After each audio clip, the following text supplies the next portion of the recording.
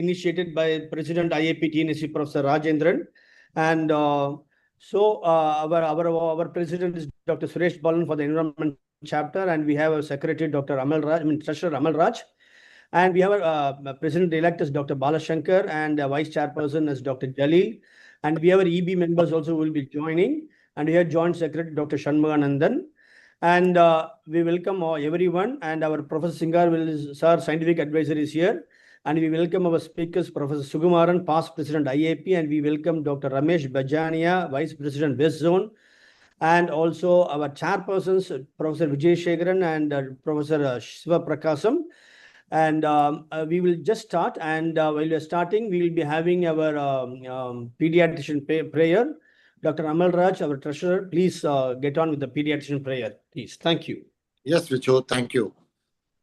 Grant us the quality of holistic healing. May we humbly realize how privileged we are in being bestowed with the ability to alleviate suffering. May we be emissaries of health, learning, charity, love, and peace to all children and their families, irrespective of their status and creed. Give us the wisdom, understanding to change the things we can, retain the good and accept within reasons the change we cannot. Grant us your grace and mercy in all situations, at all times, and amidst all people. Thank you. Thank you, Amal. And yes, we welcome our President, Dr. Suresh Balan, IAP TNSC's Environment Chapter President, to give a brief address, please. Am I audible, sir? Yes, you're audible. A very good evening to all. Respected our State President, Dr. Rajendran, sir, and all the senior members of IAP, especially our scientific advisor, Professor Dr. Singaravel, sir, past President Dr. Balashankar, sir, and the chairperson-elect of ECH chapter of Tamil Nadu, and the vice chairperson Dr. Jalil, sir, treasurer Dr. Amal Raj, joint secretary Dr. Shanmuganathan, and the dynamic office bearers of the IAP TNSC, as well as our national chairperson of IAP ECH, Dr. Balachandra, sir, and all the learned speakers who have joined today amidst their busy schedule. Past President of IAP 2011, Dr. T.U. Sumaran, sir, and our Vice President of West Zone, Dr. Ramesh Bajania, sir, and our chairpersons, my teacher, Professor Dr. Vijay Shankar, sir, as well as our leader, Dr. Soprasagam, sir. So, once again, welcome you all, and all the important members of IAP, office bearers of IAP, district office bearers, state office bearers, central IAP office bearers who have joined online to this important event, which is being organized by the ECH chapter of Tamil Nadu. So I take this opportunity to thank our dynamic president, Dr. Rajendran sir, who has taken the great initiative to start ECH and other subspecialty chapters of our IAP in Tamil Nadu. And a great visionary leader who has been spearheading all the major events of our state, as well as leading us in and guiding us in this ECH chapter also. So, and we have got two important topics. As we all know, that the environmental concept is one of the most important determinant, as well as the factor for good health as well as bad health. And we all know how much of the global crisis is going because of the environmental catastrophe in various places, be it air, water, fire, or chemicals, or whatever it is. And on this point, I would like to highlight that our dynamic secretary, Dr. Viswanathan sir, has taken great efforts to organize this program. This is our second webinar, and we are very happy that we have chosen two important topics. One is on polluted air, ailing lungs, and impact of air pollution on respiratory health. Is a very important topic. Now that the communicable diseases have come down, it's the period for the non-communicable disease, especially the allergy, asthma, chronic lung disease, and so much, as well as the impact of air on the children as well, from the in utero to the adolescent age group. And again, another important that Dr. Ramesh sir has put in his slide, that the lead poisoning week.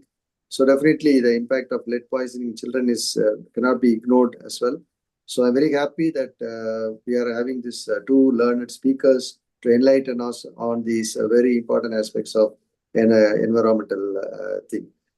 So once again, I take this opportunity to welcome you all and have a happy learning, and thank you very much. Thank you, sir. Very much, Dr. Suresh Balan. Thiru, if you don't mind, I just WhatsApped you, Dr. Sugumaran sir, PPT. Can you just share it? I'm unable to get it to email. I just sent it to you by WhatsApp. Please check your WhatsApp. Dr. Sugumaran sir is unable to share. Please I will mail it to you. No, I'm unable to open the mail. That's what I'm trying to say. Yeah. Gmail is not open for some reasons now. Just now I'm checking actually. Okay, fine. And okay, while we're waiting for that, can I request our KNSE President, Dr. Rajendran, to say a few words, please? Thank you, Dr. MSP, and most respected our scientific advisor, Dr. Singarvelu sir, and environmental chapter chairperson, Dr. Suresh Balan. He is doing dynamic work along with our secretary, MS Viswanathan, and our chairperson-elect of environment chapter, Dr. Balashankar, vice chairperson, Dr. Jalil Ahmed, and treasurer, Dr. Amalraj Sanmuganathan, joint secretary. And on behalf of IAP TNSA, I welcome, and I really welcome our National Environment Chapter Chairperson, Dr. Balachandar, and legendary speakers, Dr. Sukumaran, Dr. Ramesh Bajania, and Sivaprakasam sir, and so other members from all over India who is really spearheaded in the environmental chapter. So on behalf of IAP TNSA, welcome one and all. And today is, we are having Vijay Sakhan sir. He's a very important person in the environmental chapters, and actually is taking care of a lot of pulmonology related airway inflammation as well as airway pollution also is managing. And today we are having two important topics. One is air pollution, another one is lead poisoning. I think they are renowned speaker. They are going to talk about them. Definitely it will be useful for our chapter. And on behalf of IAP TNSA, I welcome one and all. And really I thank our academic coordinator, Dr. Thirumurugan, who is here and who is taking care of these all academic activities. And once again, thank one and all. Thank you very much. Next topic, lung and Thank you very much. lung and environment and lung. Yeah, MSP, I think you can go for. Yeah, thank you. And while we're waiting, may I ask IAP Environment Chapter National President, Dr. Balachandar, to say a few words? Dr. Balachandar, you are there?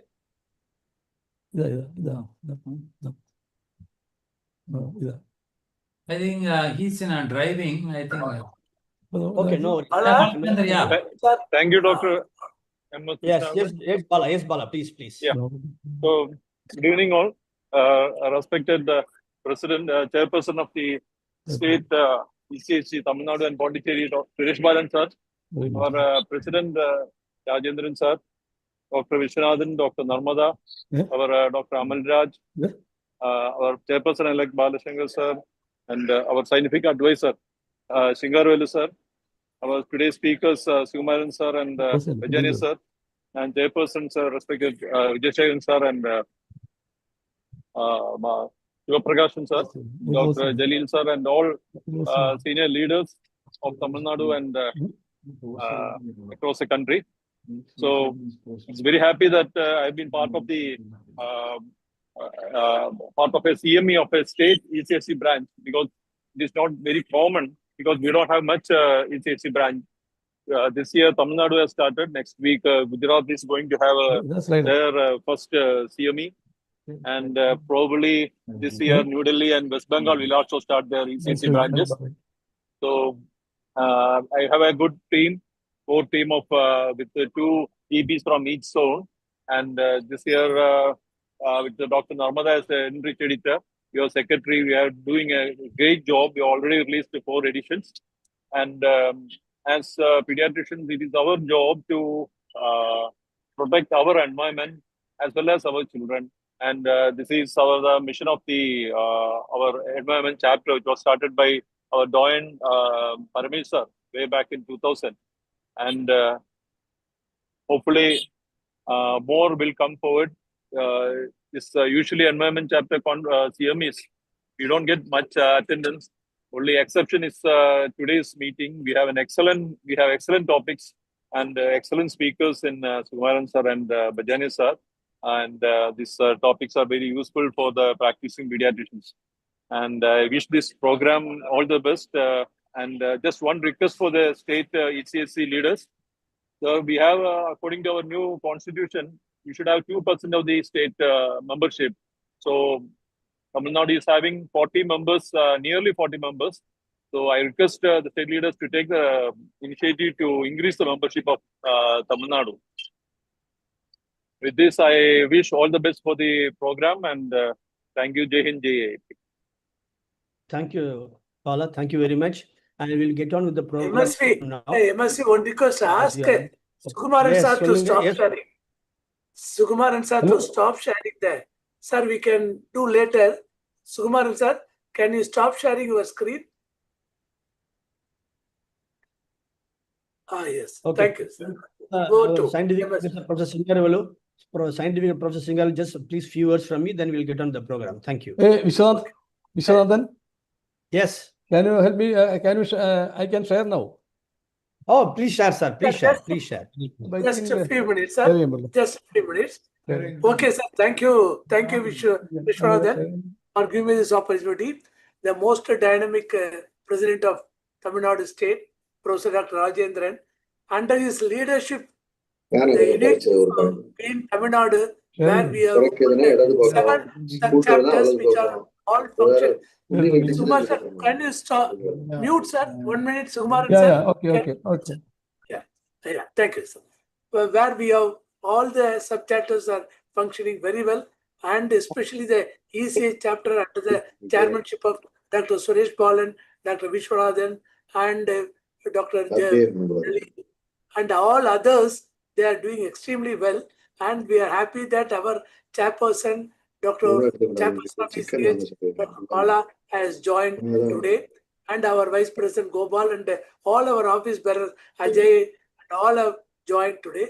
It is a very happy occasion. And this today's webinar, where both the topics and the speakers, which are all relevant, especially Dr.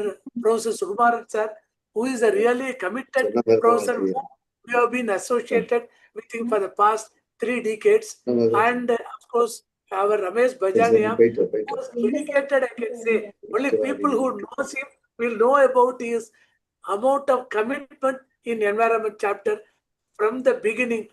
He is really a committed leader and a past chairperson, and we are happy that he is going to be our speaker today, which is being headed by my good friend, a great academician and person of interest in respiratory chapter more than 3 decades, Professor Vijay Shekaran sir, and our good friend Dr. Shivaprasam, and all other leaders here, and also the audience, both in our, especially everything planned by our academic coordinator, none other than very dynamic central EB member, Dr. Tirumurugan, ably supported by our Annamala Vijayaravan and our all other Amol and all other EB members and our OB members of Tamil Nadu State, and the audience, more than 30 members in Zoom and others are in YouTube. I am sure that this program will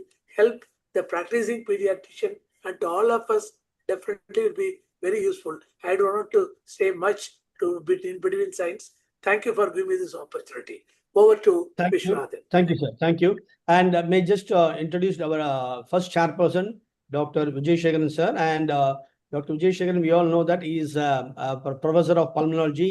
He has retired from Madras Medical College.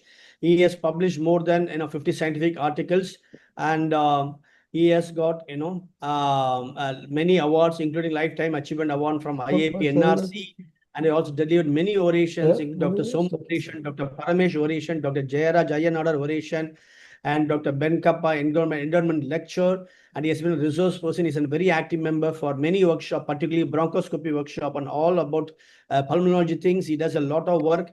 And over to Dr. Vijay sir to introduce our Professor Sukumaran, our first speaker, and who is going to talk on air pollution, and then we move on. Thank you. Yeah, Dr. Vishwanathan, can you, it is said stop sharing.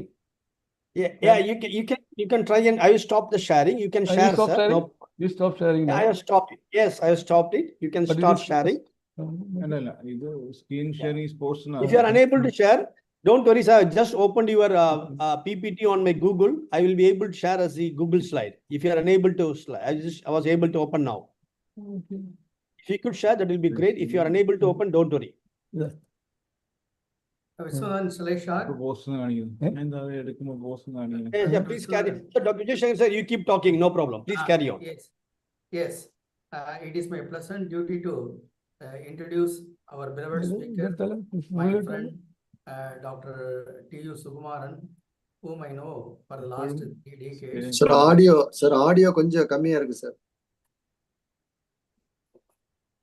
Sir, it's okay. Audio கொஞ்சம் கம்மியா இருக்கு sir. It's not my side, sir. ஆமா sir, கொஞ்சம் கிட்ட வந்து பேசுங்க. Yes, sir. Okay. So it is my pleasant duty to introduce Dr. T.U. Sukumaran. He is a speaker and he is going to talk on this air pollution and lung health hazards.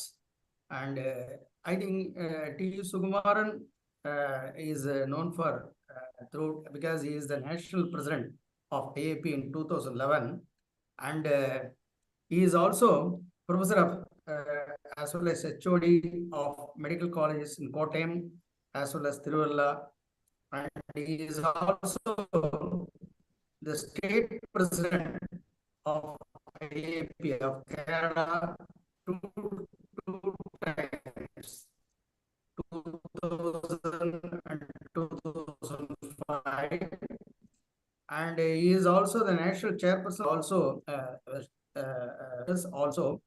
and now I think he's a lot of books. He edited more than 10 books. Now he's published more than 56 articles, and he's a principal investigator. I think still I remember how he involved in the ISEC study, and he has done an excellent job at that time. And he is also a PhD guy and examiner for many things, and he got outstanding leadership award in American Biographical Society, as well as the outstanding professional achievement, and he had leadership award from the Lions Club and so on. I think is a very big list is going on. I think is delivered many orations, starting from Member Shania Memorial Oration Award, Alexander Memorial Oration Award in 2005, and Satyadas Memorial Oration Award in 2006, and Dr. R.K. Puri Memorial Award in 2011, and Y.C. Mathur Award in 2011, and he is also received Sheikh Hamzat bin Chem Oration Award in 2012, and Shivdas Memorial Oration Award in Kerala 2013, and Francis George Memorial Oration from IMA Kerala, and he also got both Dr. Paramesh and Dr. Nagaraj Oration 2018, and also Haralappa Oration, and he also received Professor N. Somu Oration in 2012, and he has also awarded Shantilal Seth Oration Award in 2001. I think it's a big list. I stopped that one, and this one I don't want to I think stand between, but anyway, because of the technical snag, I think we are trying just a few words that pollution is becoming a great problem today, and I think we got the slides, and without wasting much, I request Dr. Sukumaran to start his lectures, Pollution on Pediatric Respiratory Health.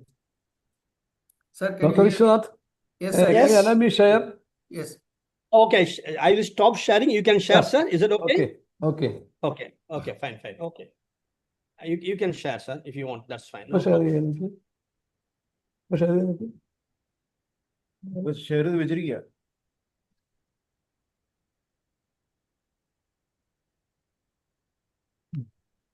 You can see that I can see here.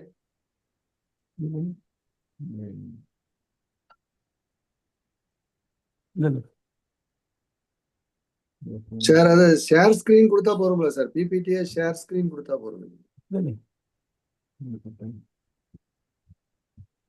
Yes sir. Yes, sir. Can you see the slides now? Yes sir. Yes sir. Am I audible? Yes sir. Audible. Yes. Okay.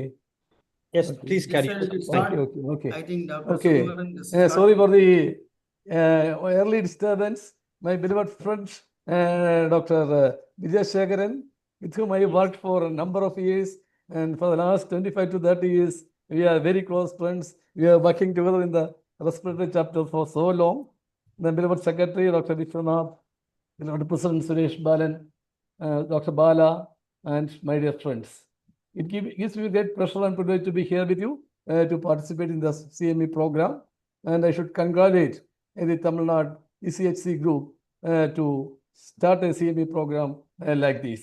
In the next 30 minutes, I will be talking on the impact of air pollution on respiratory system. As you all know, according to WHO says that in more than 40% of childhood illness, some amount of environmental interaction is there. So it is very important that you must take a detailed environmental history in all children with any medical problem or surgical problem. Air pollution, global warming, and climate change are interrelated, having great impact on allergic disorders in children. Airway allergies are the earliest onset non-communicable environmental disease. Airway allergies, the common ones are asthma, allergic rhinitis, and comorbidities like sleep disorders are global epidemic where women and children are more sufferers. 70% of the disease caused by environmental pollution are non-communicable disease, and 70% of the non-communicable disease are from air pollution. If you take the mortality from air pollution, the outdoor air pollution caused 3.7 million deaths, and indoor air pollution caused 4.3 million deaths. Fossil fuel alone can cause premature deaths in 79.16 lakh in Asia and 26.6 lakhs in India. And you know the welfare losses also done there. Adaptation to climate change is essential in primary prevention of allergic disorders and air pollution. Now you can see asthma is the commonest global respiratory problem.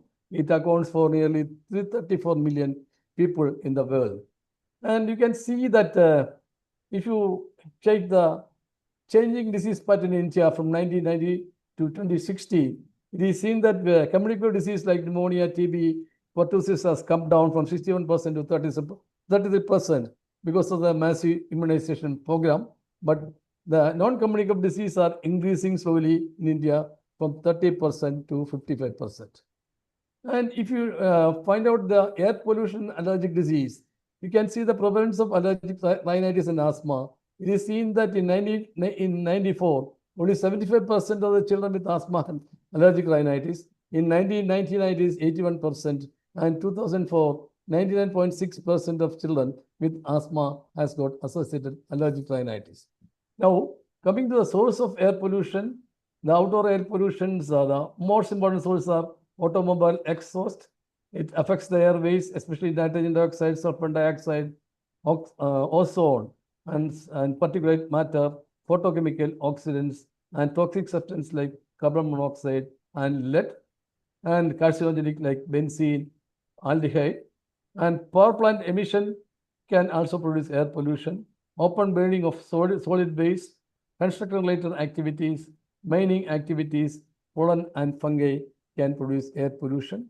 Coming to indoor air pollution can be due to aerobiologicals, and the commonest aerobiological is dust mite, cockroach, pollen grains, fungal, pests, and bacteria.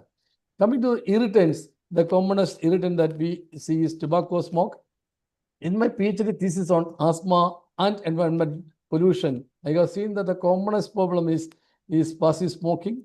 You can see that in more than 75% of children, I have seen that the commonest trigger factor is tobacco smoking, and it is seen that the grandfather in the house will go on smoking by keeping their children on their laps, and if the mother tells the grandfather to stop smoking, he will not stop smoking, and it will create a family quarrel also. So most important factor is environmental tobacco smoking.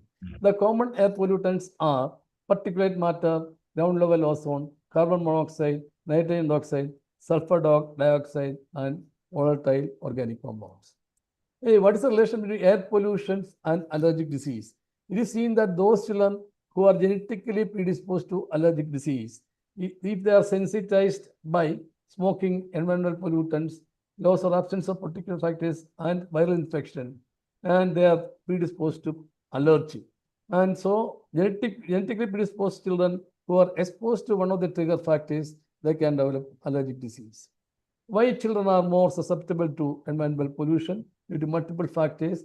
Children are exposed transplacentally through the breast milk, and through the breast milk, the children has got an exploratory behavior which leads to exposure. The children always take their hands to mouth, and they take objects to the mouth, and there's a habit of non-nutritional ingestion of soil dirt, about 400 milligram per day, whereas in adult take only 50 milligram. And children are lower to the ground. The breathing zone is 25 centimeter in adults, where in children it is 100 centimeter. Children have high surface area to volume rose, and the lungs are not well formed at birth, and full maturity of the lung occurs by 6 years of life. The bronchial tree is still developing, and the number of alveoli increases from 24 million at birth to 257 million at 4 years. The large surface area per kilogram body weight is also another contributory factors.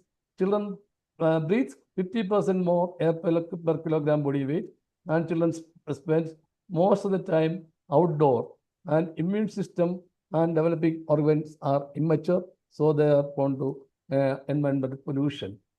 And children inhale more pollutants per kilogram of body weight than do adults. And because the airways are narrowed, irritation can result in proportionally greater airway obstruction. Then coming to the effects of pollutants on the lung, antenatal smoking, if the mother smokes, it can produce constriction of the uteroplacenta circulation, increase release of catecholamines, decrease fetal breathing movements, and it can produce altered control of breathing. And postnatal exposure of environmental tobacco smoke can lower the lung function. And exposure to house dust mite, these are commonest aeroallergens, and irritants like ozone can produce altered airway growth, decreased breathing, thickening of the walls of the airways, and it is found that it can produce increased mortality from pneumonia, increased morbidity from asthma, can produce chronic cough, allergic rhinitis, sinusitis, otitis media, and sudden infant death syndrome. These are the main clinical effects of smoke. It can produce recurrent respiratory infection, prenatal complications like low birth weight, medullary effusion, asthma, fire-related injuries, sudden infant death syndrome, and cancer. Now, coming to second-hand tobacco smoke is the commonest trigger factor for all allergic disorders. Children whose mothers smoke, we have seen that there are 70% more respiratory problems. Pneumonia and hospitalization in year 1 is 38% higher. Infant mortality is 80% higher, and 20% of all infant deaths could be avoided if all pregnant smokers stopped by 16 weeks of gestation. And there is a 5 times higher risk of sudden infant death syndrome due to secondary tobacco smoke. This is what is called a life cycle effects of smoking. Smoking on health issues. Smoking can affect at all ages. Exposure in utero, it can lead to low birth weight and stillbirth, and infancy. Tobacco smoke can produce sudden infant death syndrome, respiratory syncytial virus infections, bronchiolitis, meningitis. In childhood, there is an increased incidence of asthma, otitis media, fire-related injuries. Adolescents infants start smoking, and nicotine addiction can occur. And adulthood, there's a high chance of cancer, cardiovascular disease, and COPD. So it is very important that we must stop environmental tobacco smoke by legalization. And I will just talk about, Dr. Vijay Shekhar was talking about the ISAC study. The largest study group which has conducted the prevalence of asthma and air pollution is by the ISAC study. I was a part of this ISAC study. You can see Heinz Usher, who is the chief of ISAC study. And ISAC study, phase 1 and phase 3 were conducted. It is a multi-center cross-sectional studies in children in randomly selected schools. And we have studied this prevalence of asthma and trigger factors in 2 age group, 13 to 40 years age group and 6 to 7 years age group. And in each age group, we have studied more than 3,000 children. And the standardized, validated, simple written questionnaire was given to these children, and they fill up the forms and return the forms. And this is the prevalence of asthma symptoms in 2002 and 2003 in 233 centers in 97 countries. You can see the red star, which shows a prevalence of more than 20%. And one of the red star is seen in Kottayam district in Kerala, where I was the principal investigator. This study has found that asthma has occurred everywhere in the world. There's more common than thought, and there was a large variation in the prevalence of asthma. The asthma overall incidence was increasing.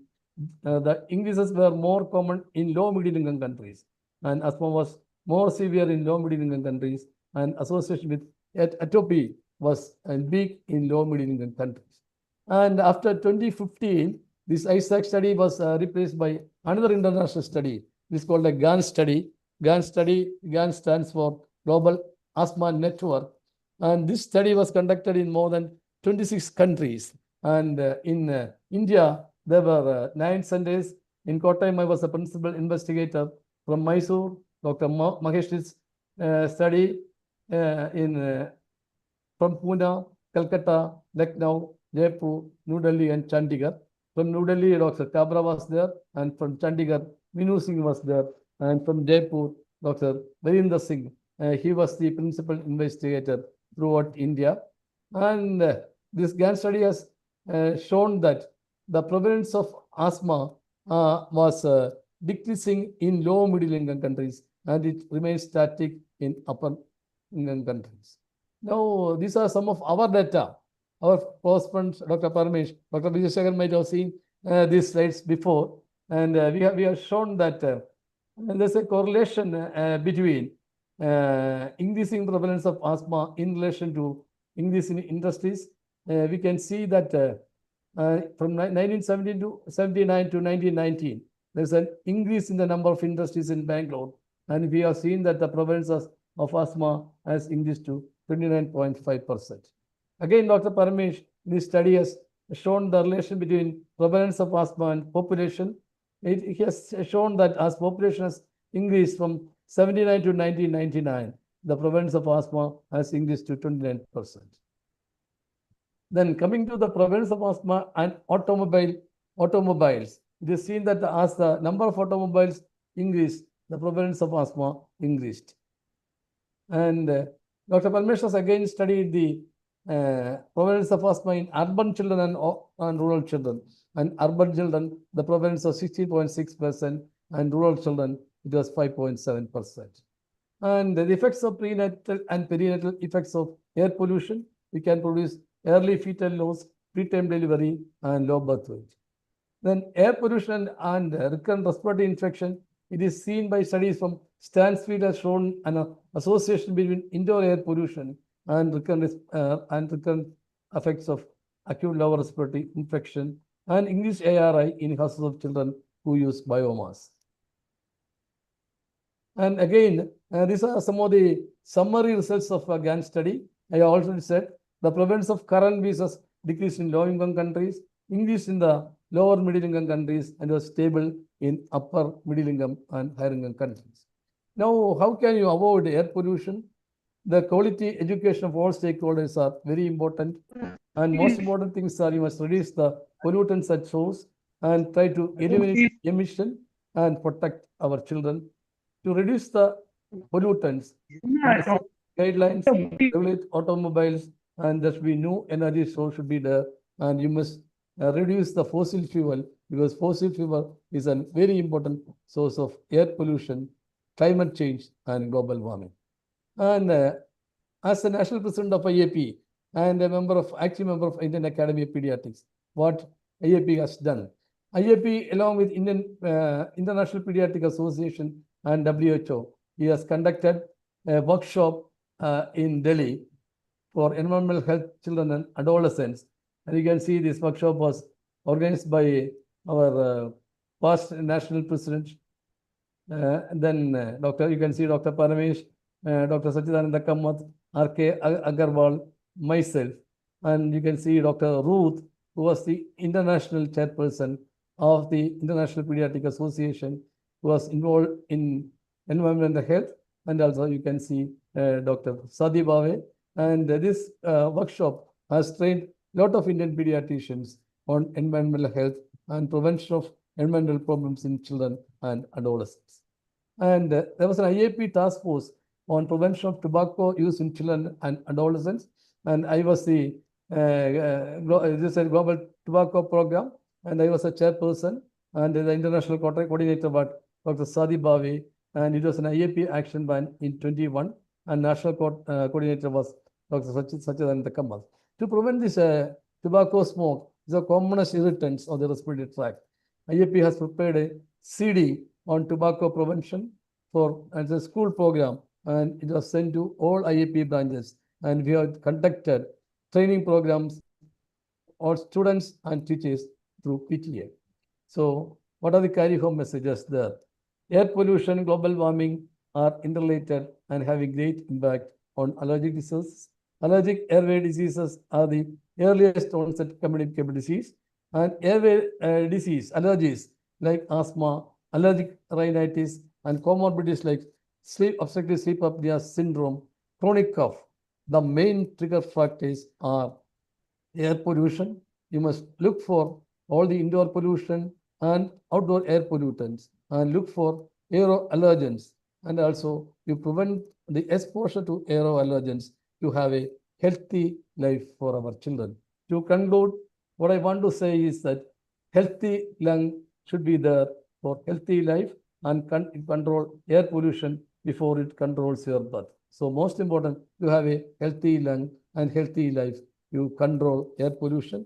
And thank you very much for your patience listening. Again, thank my beloved friend Vijay Shekaran for getting another opportunity to be with him. And also I thank the Secretary Dr. Vishwanathan, then President Dr. Suresh Balan, and all my beloved friends of Tamil Nadu IAP for listening and for inviting me and giving this opportunity. Thank you very much. Jai IAP. Jai Hind. Thank you, sir. Thank you for your excellent talk on this air pollution, because we know Dr. Sukumaran how he is doing his work from the days of Dr. Paramesh. And I think they are the one, Dr. Paramesh, Dr. Sukumaran, Dr. Nagaraj, these people are working together both very closely, environment and allergies. And they've done excellent work.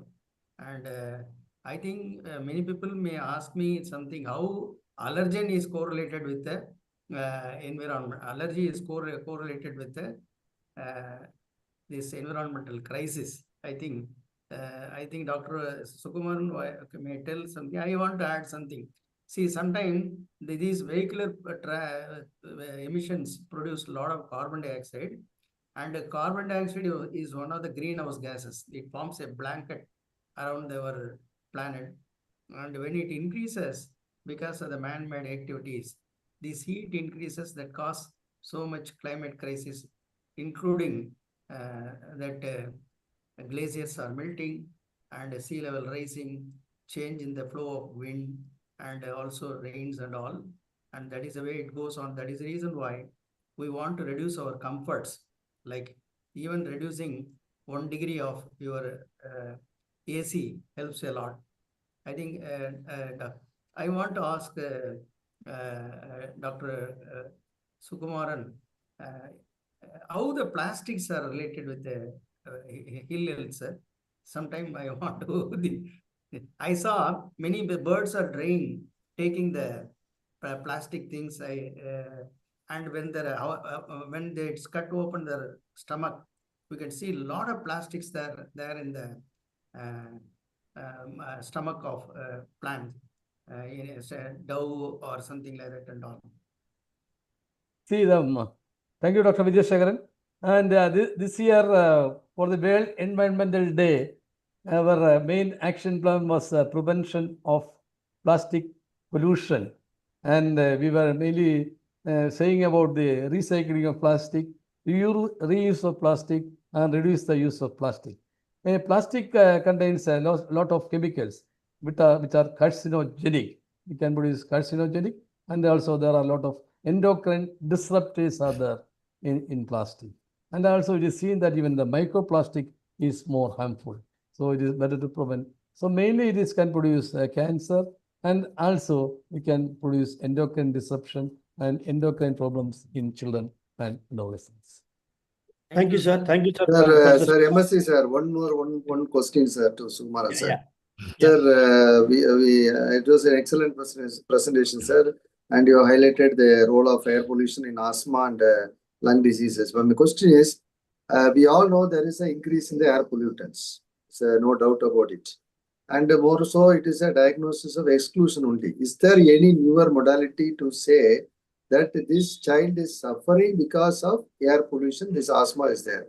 Is there any diagnostic tool or any other modality to confirm it and say that this child is having an exacerbation of asthma because of air pollution? See, there are some studies are there, and they have taken a ball and have taken the BAL, bronchoalveolar lavage, and have estimated the amount of carbon in the macrophages in the lung, and there is a high association between increased amount of carbon particles in the macrophages and allergic disease. But it is only a coincidence, and we cannot confirm that. I just add only one point, sir. If normally your lungs looks like red, okay, when you get more and more that air pollution, including smoking, it turns into a brown and black. Black, yes. Black. Everything goes there. That is the reason why I think. Is there any radiological evidence, something like that? No radiology. Okay. Cytology. See, our friend Dr. Kalpanavar from Davangere, he has done a study on carbon particles on macrophages in children who are exposed to air pollutants. Okay, sir. Thank I you. think probably time We'll come back. consuming. I request probably that from other side, you may ask a lot of questions. Sir is willing to answer, but we are slightly shooting our time. And I think I thank on behalf of the organization, Dr. Sukumaran. I think he is doing always excellent work. When they say Sukumaran, I immediately said X. I didn't say anything. The name itself, whether you ask, I know sir is doing so much excellent work and all. With this view thought, I wind up our program, and we want to give a way to our next program. Dr. Sivaprakasam is already waiting, and I am also happy to hear the lead poisoning and all. Thank you, sir. Thank you, Viswanathan, for the opportunity. And the entire people, the youngsters are doing excellent work. The Tamil Nadu team is doing excellent work. I want to take every name, but because of the time, I am not telling. Thank you very much. Thank you, sir. Thank you, sir. Thank you. Thank you. So, Professor Sukumaran, thank you for excellent talk, and thank you for giving your time. And Professor Vijay Shekhar, you look very young even now. You are also among the youngsters. And Dr. Siva, I will go to the next talk, and I will just introduce briefly our chairperson, Dr. Siva Prakasham, sir. 1 second. Dr. Sir, good evening to all, sir. It's a pleasurable occasion for me to introduce our close friend, Ramesh Bajania, none other than our Vice President of West Zone 2025. So I'm very much pleased about the total biodata which I read. So he started his career in 2010 as the organizing secretary for the Gujarat Pediatrics. In 2016, he becomes the organizing chairperson of the Environmental Conference. And followed by 2021, secretary for the Environment. And 21 to 23, he became. So steadily he 2022, 23, and 24, and continuously is becoming the vice president. It shows the ladder, and mostly he will become the president also, it seems. So none other than our top on lead poisoning, because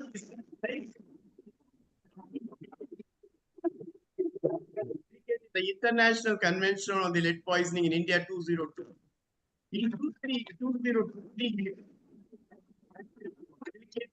So, Dr. Sivaprakash Shah, your voice is not, so he's your having audio is so much not. of qualifications and things. Gives all the hopes to talk about lead poisoning. He's actually did lot of papers and he's presented lot of papers in the books, and also he has the member for all the so many programs and all the programs.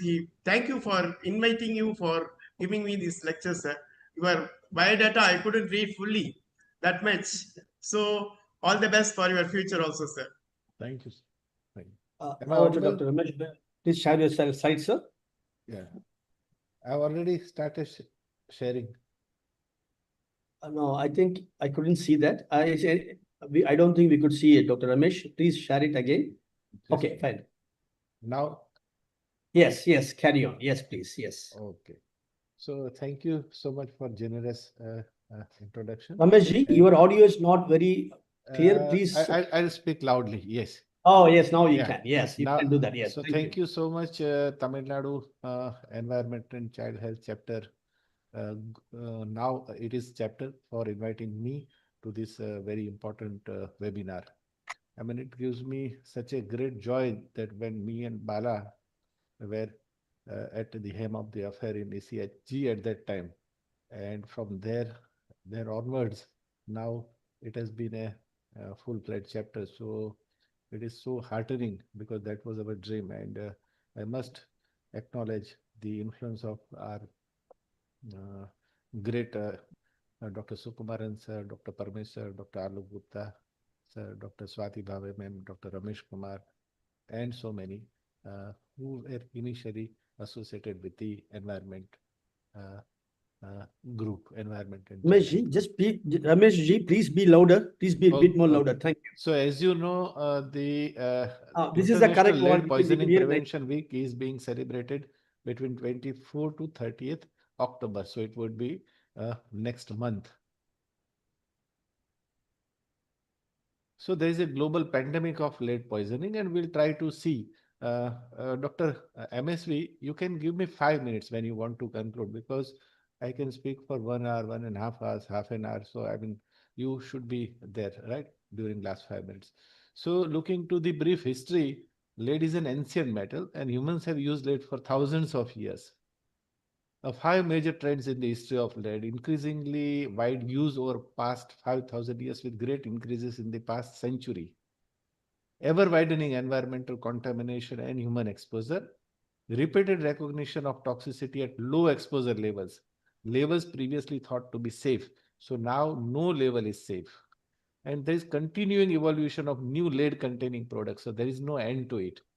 And relentless, unceasing opposition by the lead industry. This is very, very important. As in every industry, be it oil and gas, the industry is the culprit, which influence the politicians, and then they oppose you.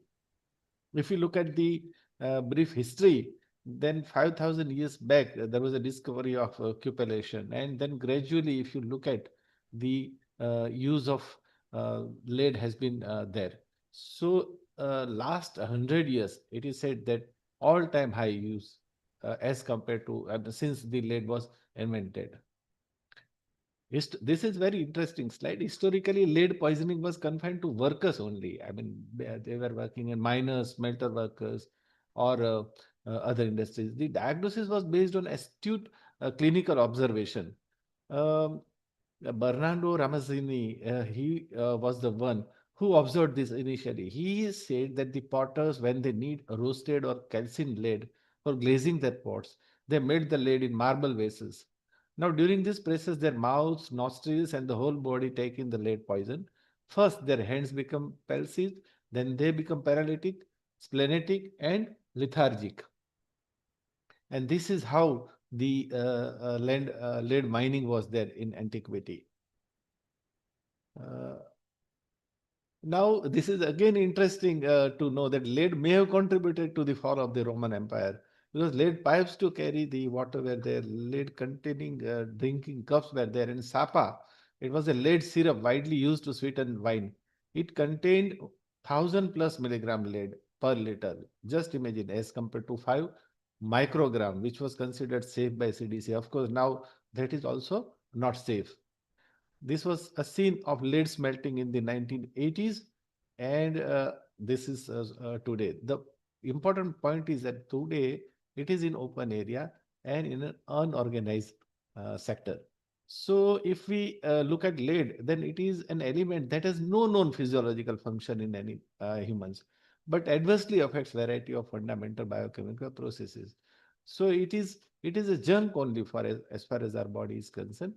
Lead exposure in children is often difficult to say. This is again very important because we can't see. Most children have no obvious immediate symptoms.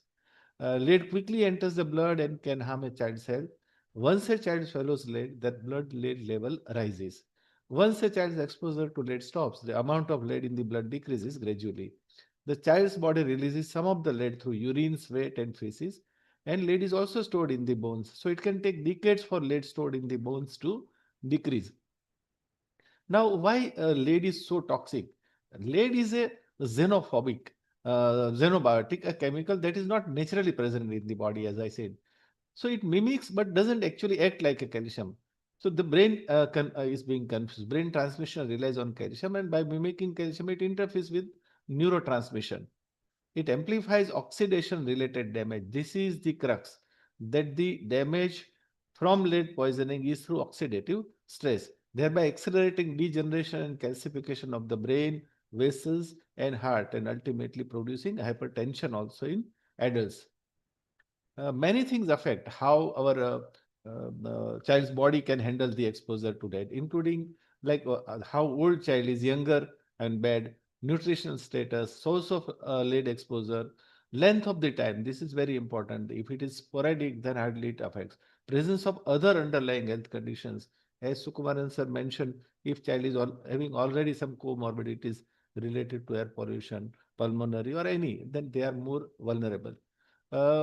These are all US data. There are also 3.6 million US families with a child under age of 6 years. They live in home with one or more conditions that can expose their child to levels of lead that the US has considered hazardous.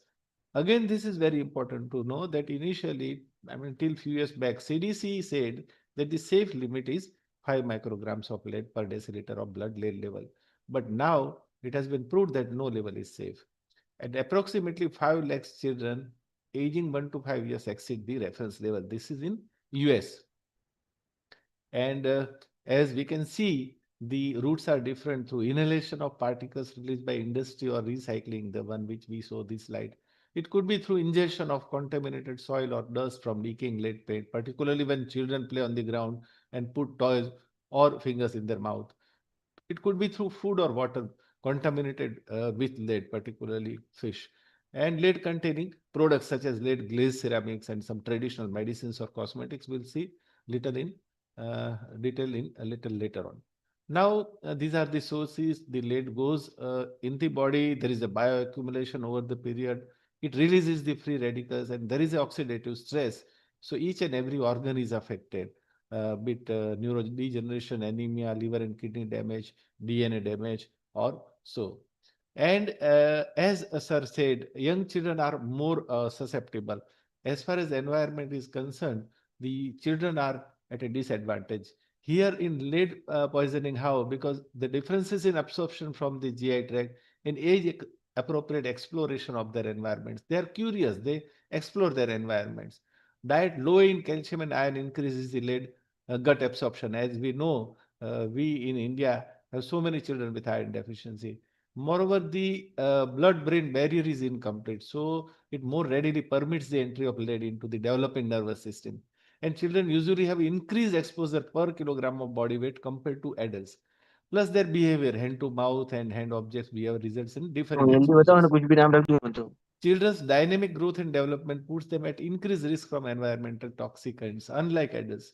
And they breathe more air, drink more water, and eat more food per pound of body weight than adults.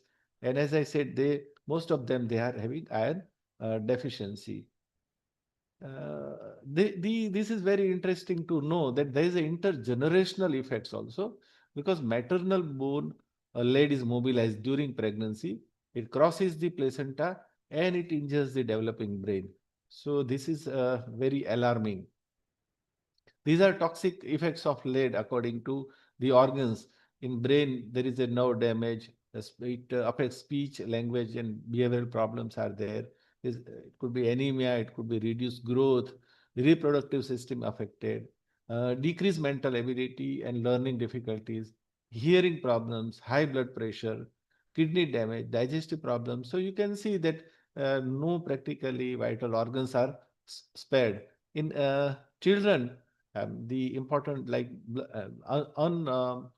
when you are looking as a child with anemia and there is no known cause, then one must always suspect this blood lead level and one should subject it for BLL.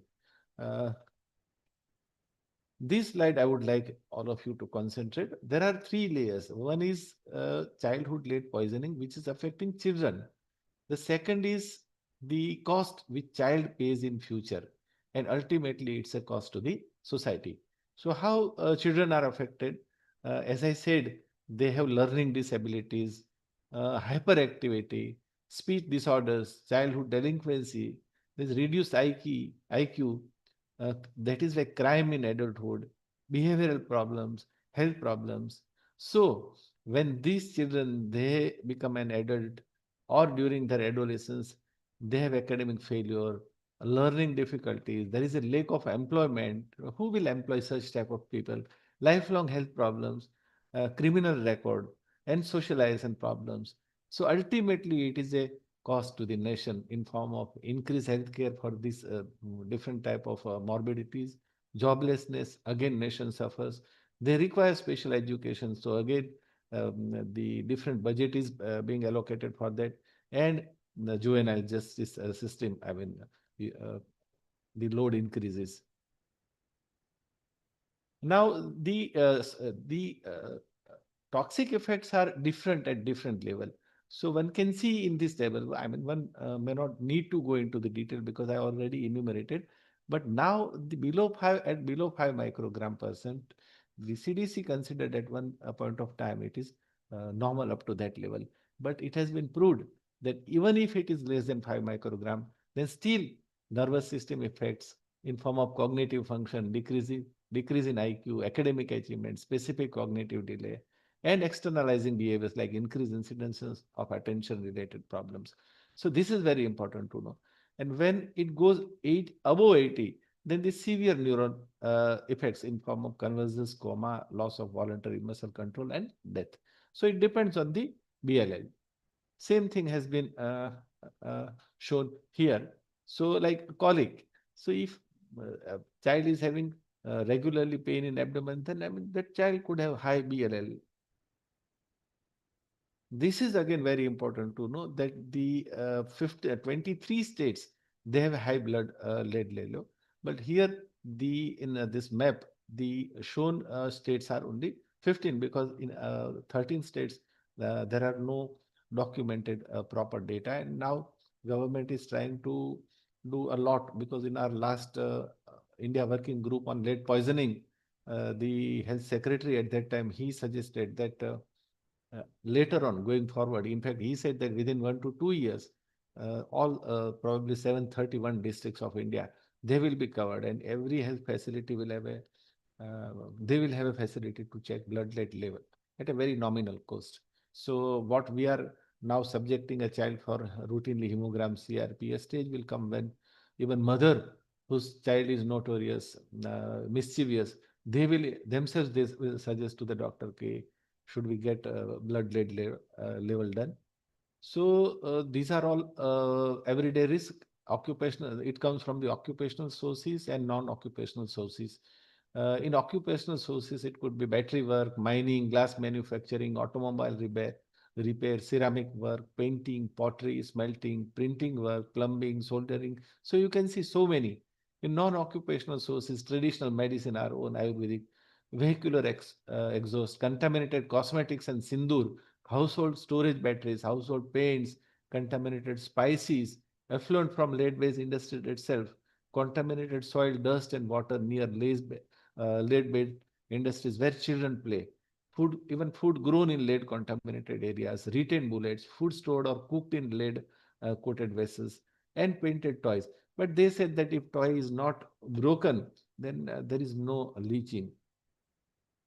This is again a very important slide, because if we take preemptive measures, then we can do so much of help. Like initial findings of Banks research shows that lead poisoning, particularly the impact on children's IQ, is a severe development issue with a GDP loss of 2.2% from cognitive underdevelopment alone. The total global cost of lead exposure is the cost of IQ loss and cardiovascular disease mortality. So this is very, very alarming. Economically efficient solution, if we go for, then there is a significant benefit cost ratio. We might not go into the detail, but there are proved studies from Bangladesh, Mexico, Malawi, etc. If we look at India, then the combined report of UNICEF and non-profit organization Pure Earth, in their book, The Toxic Truth, the data are given. So totally 800 million children in the world are affected. And South Asia contributes to 400 million. But remember, India contributes practically to 1/3, that is 27 crores. So 1 out of 2 children in India, they have a high BLL. So remember, this is not an allied topic, because it seems allied because we are not aware about the magnitude of the problem. So first of its kind, this report said that BLL in the blood of the affected children were at or above 5 microgram per deciliter. This was the first documented report.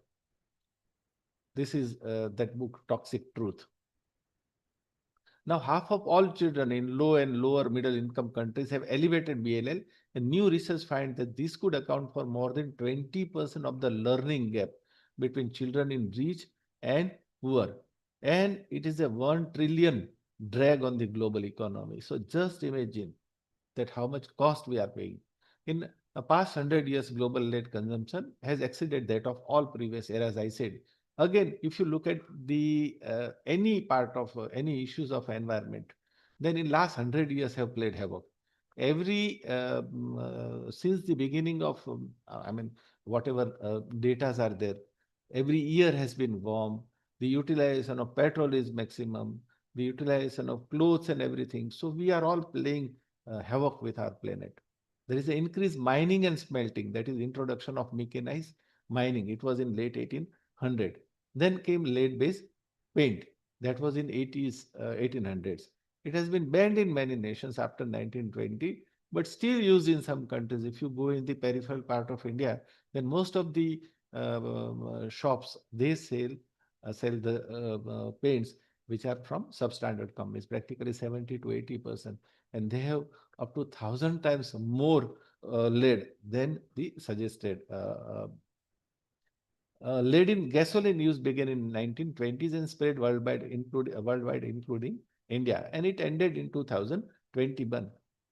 Industrial use, still it is there, batteries, radiation shielding, etc. And there are some still like Ayurvedic medicines, cooking utensils, plumbing fixtures, spices. I mean, they are still door handles, toys. They are still using this lead. Tetraethyl lead, I mean, it was as if it was a luxury when it was introduced. The peak was in 1970, and it was used in more than 175 countries. At that time, just imagine, the use was 1,000 tons per year in USA during its peak time in 1970. And it was advertised like this, that almost as important as gasoline itself, tetraethyl lead, as if it was a gold. Even in ice cap samples, they have found in Greenland 800 BC, the ice cap which was analyzed, and there was a lead hidden 800 BC. So, I mean, if we look at this picture, then it says everything. It shows the body burden of lead in ancient child, 1960s child, and lead poisoned child. Childhood lead paint poisoning is the direct consequence of lead's increasing use. And it is very important to know that first reported case was in 1905 in Australia. The children playing on lead painted verandas ingested paint chips and contaminated dust. At that time, lead-based paint was a new product, 1905. So at that time, first it was found. Initially, it was regarded as an acute disease, but it was thought that child either had died or recovered. But and even the lead industry disinformation on lead poisoning at that time. See these posters. I mean, they used to glorify this thing, and everyone thought that to have lead is a big asset. But it was first recognized by Dr. Randolph Bias. He found that 19 of 20 children who had recovered from acute lead poisoning had persistent hyperaggressive behavior. This was in 1943. He broke the prevailing dogma that lead poisoning had no lasting consequences and opened the way for recognition of subclinical toxicity. And encashing on this, the Dr. Needleman, he was the person who documented that there is a cumulative frequency distribution of verbal Sir, 1 minute only, subjects with low or high levels of lead. Then I'll have to run very fast. So it affects more than intelligence. I mean, there are so many things. As I said, every organ is affected. Progress against lead poisoning has been made, but still it is not enough. The globally also WHO and UNP, they are also trying to give the solution. Algeria was the last country to do so in 2021, and this was in phased manner that the petrol was unleaded. Now, these are all benefits. We won't go into the data because it is point-wise that if you reduce BLL by these, then so much of relief. In fact, there is a connection between lead levels and murder. It has been documented. We won't go into the detail because I said I have got so much of information. These are all sources of lead poisoning. And I'll quickly go to the last 2 or 3 slides. Ayurvedic medicines, they have plenty of lead because of so many reasons. Again, we won't go into the detail. We already have covered the toxic effects and will not repeat. So there is no safe level of blood lead level. This is a very important slide. Relationship of bone and blood lead to hypertension. So by new techniques, one can judge. There is intergenerational effect. This is again very important to know. So this slide I would like to emphasize. There is a new technique, XRF. This is portable X-ray machine, and by which you can identify blood lead level within 3 to 5 minutes. So it's a new upcoming thing. And now our last 2 or 3 slides. Now what is our role? Awareness and advocacy, screening and testing, because detection allows for timely intervention, management, source identification, pursuit of prevention. Third is source identification. Prevention inevitably requires multiple sectors, so it should be a combined effort. And finally, research and surveillance. What are the most important sources in specific areas? What are the health impacts specific to Indian scenario? So concluding, lead poisoning is invisible and impacts maternal and child health, causing irreversible silent damage to a child's brain development, and it is a silent killer of adults via cardiovascular diseases. Treatment for lead poisoning is not a solution. The overwhelming solution is prevention of exposure. The health sector has a critical role to play by fulfilling its role in protecting health from lead exposure through strategic programs of research, surveillance, and testing, and multi-sectoral environmental efforts. That would go a long way. Thank you so much for patient listening. Thank you so much. Sir, very nice of you, sir. Excellent presentation and very nice slides. And loving to hear of for some more minutes, but time is little. So congratulations, sir. And you have enlightened everything about this lead poisoning, and it is related to my field of learning disability and brain damage. Yes, because sir. once lead is prevented, the incidence of learning disability will also come down. So it's Sir, very, very useful. Sir, in fact, they say that if you get a child with symptoms and signs which doesn't fit into any particular yes, disease, sir. One should subject it for Actually, BLL. it's a news for me, sir, because I know it, but we need to test lead is a news for me because we thought of other things also but it is a thing. And thanks for giving this opportunity to all the people who are involved in this. So just to minimize that time, I just find out Sukumaran sir is there, and our president, and well sir is there, and all the past presidents are there. Thanks for giving me this opportunity. Anybody having any doubt, I will be able to forward the questions to our speaker, special speaker, and he will be ready to answer. He is an authority of lead poisoning, it seems. And we know a lot of points during this interaction and slides. Good slides, sir. Where we got all the stones and other things. Thank you. So, And one important take-home message which I would like to convey is that 1 out of 2 children in India, they have high blood lead. Yes, sir. That's hurting factor, sir. If That's you a get hurting a child factor. with hyperactivity, ADHD, I mean, you must suspect, apart from iron deficiency anemia. Sir, this much of this thing we never thought.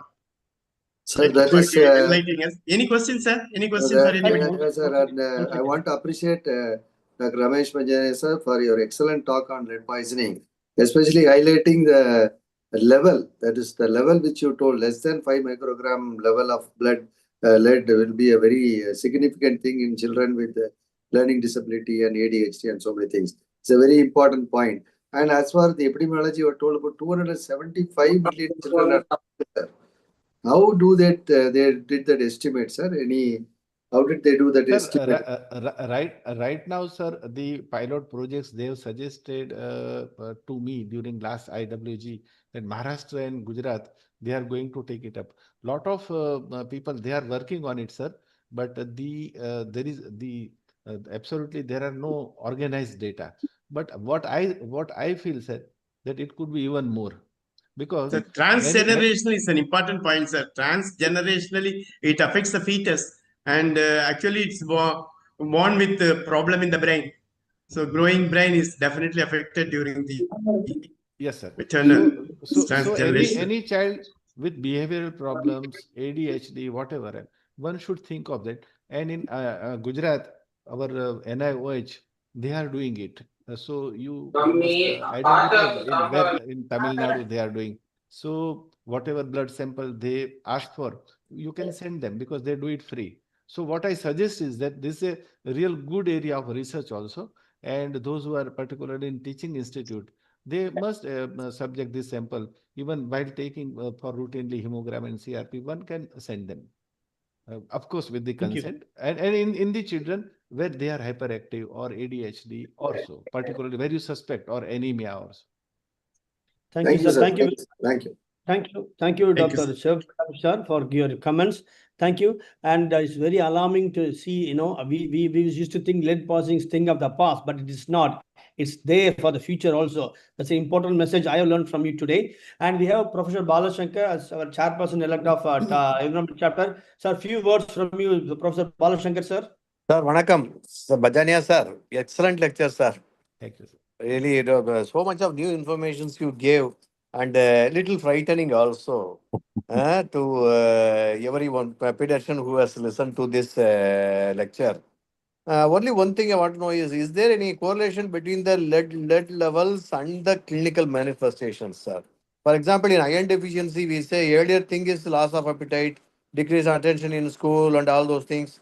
Then only last manifestation is anemia. But what about lead poisoning, sir? Is there anything ascending order or descending order, something like that?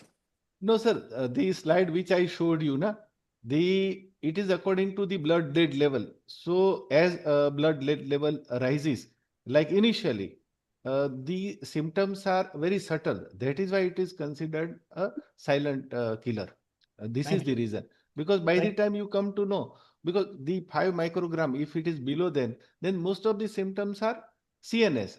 So it could be either cognitive function in form of decrease in IQ, or a child is not doing well in school.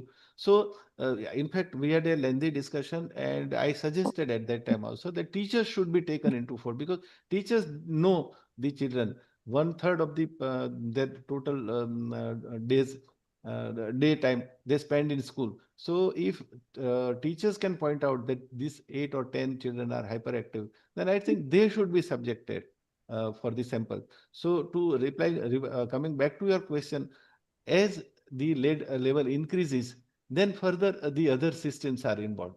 So it could be from starting from developmental toxicity to decrease calcium homeostasis, to decrease vitamin D metabolism, to increase level of erythrocyte protoporphyrin. This is again a test.